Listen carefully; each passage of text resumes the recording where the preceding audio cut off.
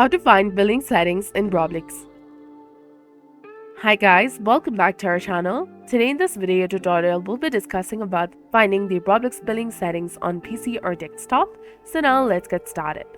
First of all, you need to go to the official Roblox website, that is roblox.com, and log into your account. After that, click on the settings or the gear icon in the top right corner and select settings from the drop-down menu.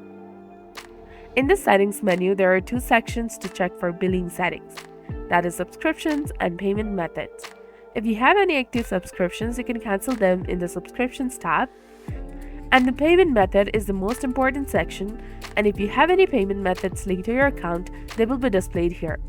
You can view and change your billing settings if you have cards like Visa, MasterCard, American Express, or Discover linked. Now for additional information, you can click on the billing help pages and you'll be done. So this was all about it. I hope this helps, and if you found this guide helpful or useful, please consider liking and subscribing to our channel. Thanks for watching. See you in the next one.